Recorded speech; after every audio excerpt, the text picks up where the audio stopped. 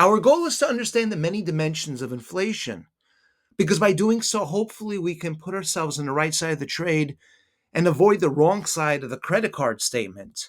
Consider the US economy. There are many facets to the economy: banking, the retailer, labor, producer, the consumer, the wholesaler. Well, those different segments are reflected within the retail sales, manufacturing data, the jobs, GDP numbers, housing, etc. If we can understand the message behind the numbers, hopefully we can begin to put together a plan. So, for example, we take a look at the numbers this week. These are just some of the highlights. The Empire State Manufacturing Index, this is a general business conditions. Keep in mind, over the past year, it spent most of the year in negative territory. In fact, 9 consecutive months in negative territory. The last 4 months, you take that average, it's a little bit better. 0.2 is a current reading. Now, consider the dynamic that the manufacturers find themselves in. We have prices paid. That's what they pay for the raw materials to make the goods that we buy. Prices received is what the manufacturer is able to charge. In between the two, the profit margins. Well, what's happening here is that prices paid are going up, prices received are going down. And as a result, the profit margins, well, they're disappearing. The Empire State Manufacturing Index, well, there's several subsectors that are reported, and we see a prices paid 21.1, prices received only 4.2. Let's shift gears now to retail sales. The flow of funds, such as inflation, it's not equally distributed throughout the economy. So take, for example, inflation. We have several different business sectors. Inflation doesn't go to every sector equally or at the same time. If we can understand the reasons, fiscal, monetary policy, other factors as well, this can help, position us for the right type of trends within the stock market, for example. Here's retail sales on a year-over-year basis. It was good, 4.1%. That's the best number we've seen in about a year or so, actually. Within retail sales, well, there are certain subsectors that did very well. The best of it, non-store retailers. That's online shopping. I'm sure it's no surprise Amazon's right near all-time highs. But at the same time, gasoline station sales on a year-over-year basis, down 3.9%. Why is that? Why are non-store retailers simply doing so much better than virtually everyone else?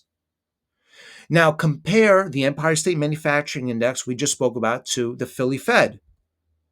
The Philly Fed general activity, it wasn't as good as the Empire.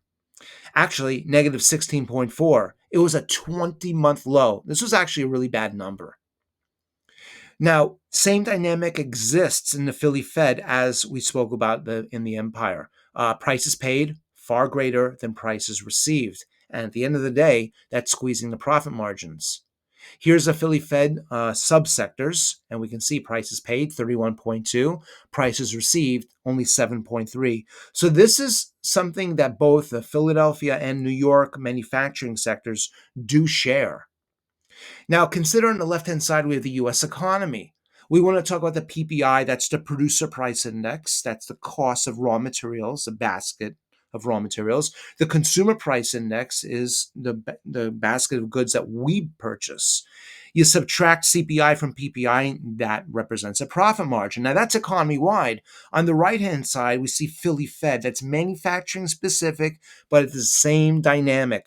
Prices paid minus prices received. Well, in blue, PPI minus CPI. In yellow, prices paid minus prices received. It's not a perfect correlation, but they do tend to move together. Notice how they both started to decline earlier this year. And then, very quickly, they both return back to the upside. What's very interesting to note is that the latest prices paid minus prices received, that surged. Now, we don't yet have the PPI and CPI data for December. We won't get that till January. But it'll be very interesting to see if those numbers also surge the way our manufacturing data did. Now, the question is inflation coming back? Here's a PCE, personal consumption expenditure, on a year-over-year basis, 2.4%. It's not huge, but it's not going in the right direction either. It's moving away from the Fed's 2% approximate floating target. It's the highest number we've seen in a couple months now. Now, we take a look at core PCE, excluding food and energy. Those are the more volatile components of inflation. You take those away, and we see core PCE on a year-over-year basis 2.8%. This is the highest high we've seen in looks like 8 months or so. That's not good. What have we learned from all this? Well, number one, inflation is sticky and stubborn. The Fed wants inflation, especially their preferred measure of inflation is a core PCE, what we just saw. That should be around the 2% level, and it's not. And it doesn't look like it's going down anytime soon. Why is online shopping so much stronger than everything else? Now, this discussion really deserves its own forum as far as these businesses, their business models, and really what separates this from everything else. And also the manufacturer struggle.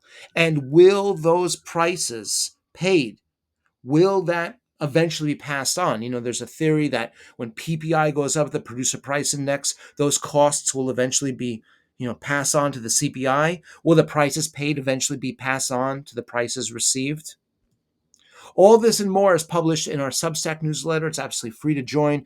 We'll include a link in the description of this video. And there's many other discussions here I think you'll find interesting as well. We hope this has been helpful. We look forward to seeing you back soon.